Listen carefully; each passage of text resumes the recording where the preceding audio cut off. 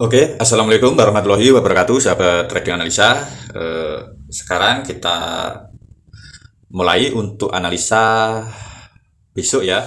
Oke, langsung saja ya kita analisa seperti biasa. Di sini saya selalu analisa market gold ya. Di sini saya mencoba analisa di City Index ya. Ini pembentukan candlenya hampir sama dengan broker kuning ya. Dan biasanya itu saya analisa pakai Wanda ya, pakai Wanda bisa, pakai City Index ini juga bisa, bahkan pakai Forecom juga bisa ya, tergantung sahabat-sahabat trading analisa jika mau backtest itu mau pakai apa ya. Oke, langsung saja di sini ya.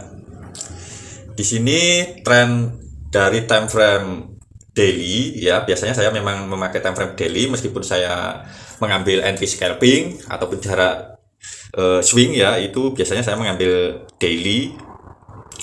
Nah, di sini jika kita lihat trennya sedang bullish ya, trennya sedang bullish setelah dia membuat sideways di area-area sini ya. Di sini kemudian dia lalu terbang lagi ya, itu artinya dia membentuk sebuah rally ya, kemudian base lalu rally lagi ya. Nah, dan kita lihat di sini ya, di sini pembentukan market yang terbaru di time frame daily ini, sahabat-sahabat trading analisa bisa menandai area-area pertama ya. Pertama bisa ditandai area FVG-nya seperti ini ya, atau seperti ini bisa ya. Tapi kalau saya lihat di sini FVG ini sudah di tes 2 kali ya, dan market itu di sini memantul ya. Pertama di sini ya, antara FVG yang baru terbentuk ini, pertama dia di sini mantul naik, kemudian berusaha turun lagi dan mengambil lagi dan berusaha untuk naik kembali ya. Jadi sahabat-sahabat trading analisa cukup memberi tanda-tanda FVG-nya seperti ini ya. Jika nanti dia melakukan penurunan lebih kuat ya, nanti yang dihampiri ini ya. Jadi yang dihampiri nanti FVG berikutnya ya, atau gap berikutnya ya, seperti itu lebih mudahnya bahasanya. Nah, di sini saya hanya ingin melihat ya dari candle yang terbaru ini, yang kemarin terbentuk di 1 hari kemarin ini, candle bullish ini ya. Nah, di sini kita tandai saja swing low ataupun swing high-nya ya, seperti ini. Ini adalah swing low-nya dari candle time frame daily ini. Jadi kita bisa menandai ini sebagai ya sell set liquidity. Nah, kemudian kita tandai lagi yang atas, yang candle ini. Nah, ini ya, jadi seperti ini. Sahabat-sahabat trading analisa bisa tandai ini terlebih dahulu, ini sebagai buy set liquidity ya. Jadi kedua swing ini ya, kedua dari swing ini nantinya akan berpotensi untuk diambil ya, entah itu yang high terlebih dahulu atau yang low terlebih dahulu ya. Setidaknya kita bisa menandai ini ya, kemungkinan besar nanti akan ada pengambilan ya. Jika nanti tidak ada pengambilan, semisal market itu hanya membentuk di sini ya, market membentuk di area sini, kemudian nah semisal seperti ini atau seperti ini ya. Nah, berarti dia tidak mengambil area-area ini ya, dia tidak mengambil area-area BSL ataupun SSL ini, maka nanti kita bisa marking dari bodinya ini ya. Ini adalah area-area entry kita untuk open posisi B jika mau open posisi B, dan bisa menjadi area-area open posisi sell ya. Jadi seperti itu. Jadi nanti ini menjadi area entry. Tapi saya tidak membahas itu terlebih dahulu karena itu masih besok terjadinya di 1 hari candle berikutnya ya. Nah, di sini intinya setidaknya dia harus mengambil BSL ataupun SSL ini ya. Nah, setelah kita tandai swing high ataupun swing low seperti itu, sekarang kita bisa ganti time frame. Di time frame H4 ya. Nah, di time frame H4 itu kita lihat base-nya atau SND-nya. Biasanya saya melihat SND-nya ya, juga gapnya ya. Kalau dilihat di sini gapnya itu ini ya, gapnya ini masih berusaha untuk diisi kembali di sini ya. Nah, dia sudah menyentuh area base ini, tapi di sini dia berusaha memantulkan lagi ya. Setidaknya base ini sudah tidak fresh lagi. Nah, sedangkan di time frame daily tadi, jika dia melakukan penurunan, seharusnya dia mengambil sell set liquidity ini ya. Berarti ini menjadi liquidity-nya nanti. Jadi wajib waspada jika memiliki open posisi B di area sini, kemudian menaruh SL-nya di bawah sini ya. Hati-hati karena bisa saja itu sebagai liquidity-nya dari market maker ya. Nah, lalu bagaimana cara kita marking SND-nya? Nah, kita marking SND-nya di bawah dari swing low ini ya, swing low time frame daily tadi. Nah, seperti ini kita marking. Biasanya saya marking tepat di area body seperti ini. Oke, setelah kita marking di area body seperti itu ya. Untuk yang atas bagaimana? Karena ini trennya bullish ya. Yang atas tentu target terbesar kita nanti yaitu di area eksternal ini ya. Ini jangka panjang, tapi ini entah kapan nanti terbentuknya, atau sampai kapan dia sampai di area itu ya. Jadi itu sebagai eksternalnya. Ini jika kita mau long jangka panjang nanti targetnya di area 3675 itu. Nah, tapi kita tidak membahas tentang entry jangka panjang di area situ ya. Yang kita bahas sekarang, yang kita fokus itu antara ini sama ini ya, antara BSL ataupun SSL itu. Nah, di sini setelah kita marking area demand-nya, karena di sini tidak ada area supply ya, di sini tidak ada area supply, maka kita bisa ganti time frame di time frame H1-nya. Oke, di time frame H1-nya di area situ apakah ada supply? Nah, supply-nya di sini masih ini ya. Di sini terlalu besar. Jadi saya tidak akan marking supply ini ya. Seharusnya kita mengambil area supply itu di atas dari buy set liquidity ini ya. Kita melihat supply-nya itu seharusnya di atas ini, tapi di sini tidak ada. Jadi saya tidak akan marking. Nah, sekarang saya fokuskan di bawahnya dari sell set liquidity ini ya. Nah, di sini ada sebuah demand-nya ya. Jadi di sini ada sebuah demand-nya. Di mana demand-nya? Yang terbawah tadi ini ya, yang terbawah ini. Nah, jadi kita nanti bisa menunggu di area-area sini ya. Kita bisa menunggu di area-area sini untuk open posisi B-nya. Sebentar, untuk time frame daily ini akan saya rubah. Oke, kemudian di sini saya ganti di sebelah kanan supaya enak ya. Oke, seperti itu saja. Nah, setelah kita menandai yaitu base demand ini ya, dari time frame H1 ini, kita bisa menandai base yang atasnya di mana. Nah, base yang atasnya itu ternyata masih ada, yaitu di area-area sini ya, di area-area sini. Ini base yang atas. Jadi setelah dia mengambil sell set liquidity, bisa saja hanya mengambil base time frame H1 ya, atau demand time frame H1 itu di area situ. Bisa saja dia hanya mengambil area-area situ. Tinggal kita nanti menunggu konfirmasinya ya. Jika dia masuk, kemudian di sini apakah ada konfirmasi B di time frame M1 ya, bisa pakai time frame M1.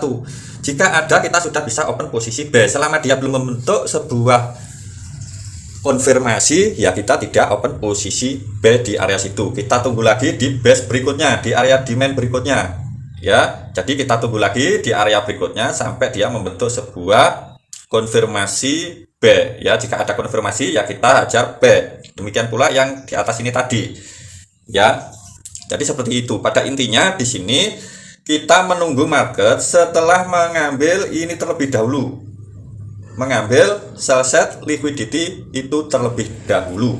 Baru kita menentukan area-area tunggu untuk konfirmasi. Jadi di sini ada area tunggu konfirmasi di situ ya. Coba di sini untuk supply-nya. Nah, di sini tadi saya bilang untuk supply-nya tidak ada ya. Jadi kita bisa menunggu di area demand-nya terlebih dahulu. Untuk sell saya masih belum ada planning, tapi di sini jika dia mau melakukan penurunan setidaknya dia di sini ada gap penurunan ya. Ya bisa saja nanti dia mantul di area-area sini ya. Dia bisa saja mantul di area-area situ untuk melakukan penurunan ya, karena di situ ada sebuah gap di time frame H1 ini.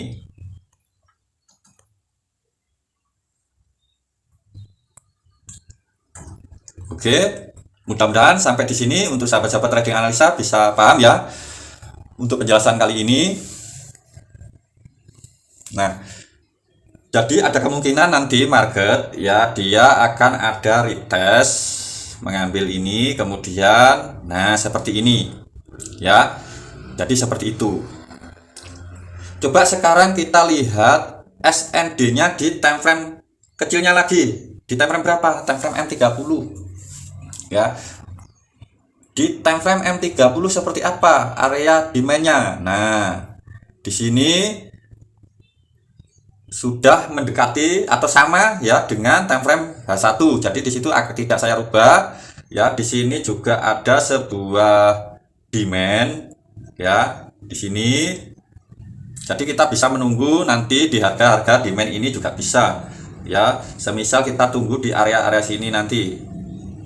Nah, di area ini demand ini di harga-harga ini di harga 3629 ini kita tunggu setelah dia menyentuh area itu apakah nanti akan ada kenaikan ya atau ada konfirmasi. Nah, berikutnya kita lihat supply-nya. Nah, ternyata di time frame M30 ini ada supply-nya ya, kita tandai saja ya. Kita bisa menandai area-area supply-nya. Biasanya saya menandai dari body ya sampai swing shadow-nya. Nah, seperti ini. Ini adalah area-area supply di time frame M30 ya. Ini adalah area-area supply di time frame M30. Sebentar, saya kasih tulisan dulu.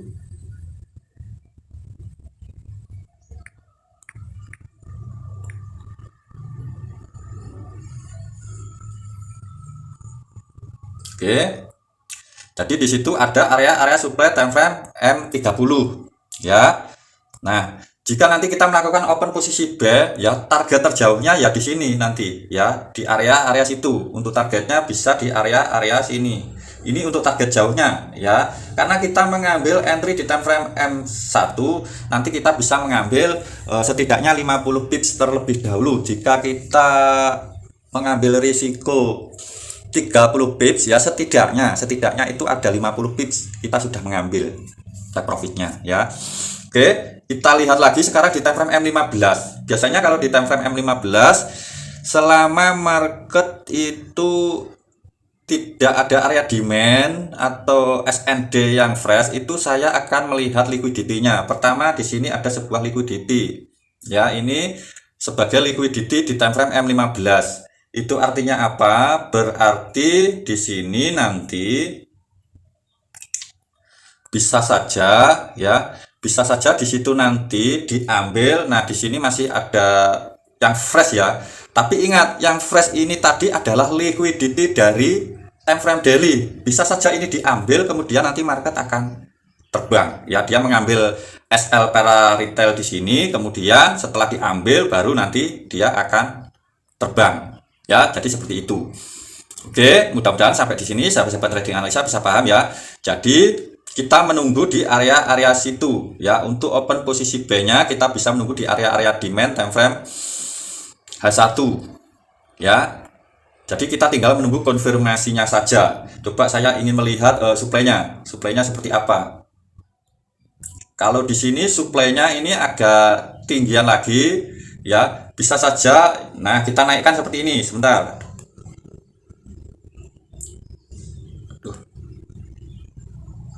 Sebentar ya. Kita bisa menaikkan seperti ini. Untuk area suplainya itu kita bisa menaikkan seperti ini. Ya, dan ini terbilang masih fresh. Ini nanti bisa saja market memantul di area-area sini, ya. Jadi target kita nanti bisa saja di area situ, ya, untuk jarak jauhnya atau jangka panjangnya, ya. Tinggal lihat saja nanti, kemungkinan market ini masih bermain-main di sini, ya. Di sini ada sebuah demand, kemudian demand ini bisa memanipulasi retail, dia seakan-akan mau naik, tapi setelah itu dia mengambil liquidity-nya, ya, atau SL-nya para retail di sini, kemudian baru setelah mengambil mendapat liquidity-nya, baru dia akan naik, ya. Jadi seperti itu analisa saya, ya. Yang jelas kita tunggu market jika mau open posisi sell, ya bisa saja targetnya tentu di area sell set liquidity ini. Jika mau buy, targetnya ya di buy set liquidity ini, ya, buy set liquidity ini. Oke, mudah-mudahan sampai di sini sahabat-sahabat trading analisa bisa paham ya. Jika kurang paham, bisa diulang kembali untuk videonya. Dan di sini saya ingin menjelaskan sedikit materi tentang pembahasan metode ABC atau sering dibilang pola N, ya. Nah, di sini di time frame H1 saja. Ini saya berikan contoh di sini, ya. Di sini kita akan menandai pola N-nya seperti apa. Pola N di time frame H1 atau pola ABC, ya. Di sini A, ya, kemudian B dan C, ya. Jadi C-nya itu di sini. Oke. Setelah dia membentuk pola C ini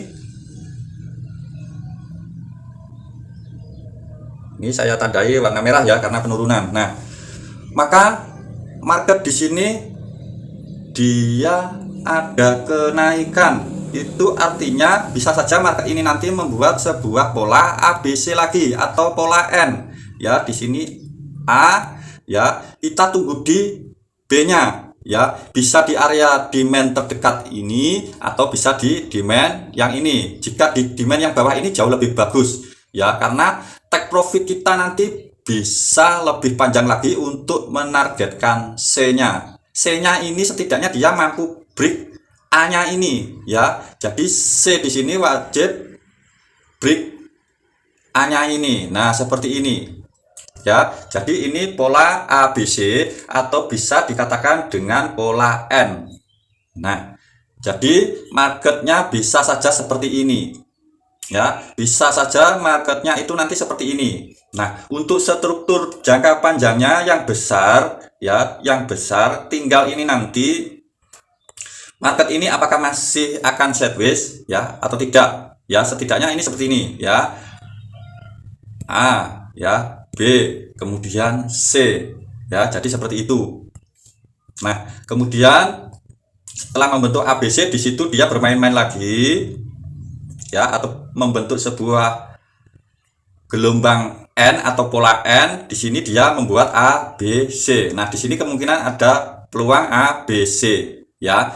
Nah, di saat seperti ini, jika kita lihat di market besarnya, ini market bisa seperti ini. A-nya di situ, ya. B-nya di sini, ya. Lalu bisa C, ya. Bisa C lebih jauh lagi, ya. C-nya ini bisa jauh lebih jauh lagi. Ya. Jika market ini ternyata masih belum mampu break yang swing high ini, itu artinya belum ada B di sini, ya. B ini bisa saja seperti ini, baru nanti dia membentuk sebuah C-nya itu naik lagi, ya. Bisa saja nanti C-nya itu dia akan naik ke sini, ya. Jika dia tidak mampu break swing ini, ya. Makanya untuk target take profitnya saya mengambil di area sini, ya. Untuk sementara ini analisa untuk sementara, tinggal melihat besok, ya. Nah, tapi jika ini nanti market sudah cukup B-nya di sini, ya, berarti C-nya ya akan jauh lagi. C-nya akan lebih jauh lagi, ya. Jadi seperti itu. Ya, mudah-mudahan sampai di sini bisa paham ya. Jadi ada dua kemungkinan ya, ada dua kemungkinan karena di bawah sini juga masih ada FVG di time frame daily. Bisa saja market ini nanti dia masih membentuk B di bawah situ ya, membentuk B di bawah situ. Semisal ini saya gambarkan di bawahnya sini ya, jadi dia bisa membentuk A, kemudian B, baru C ya. Jadi bisa saja seperti itu. Nah, terus bagaimana dengan pembentukan yang kecil ini? Nah, ini masih ada indikasi A, B, C, berarti ini nanti akan membentuk struktur kecil ya, semisal seperti ini. A ya, kemudian B, lalu C di sini ya. Baru dia melanjutkan tren besarnya A, B, lalu C.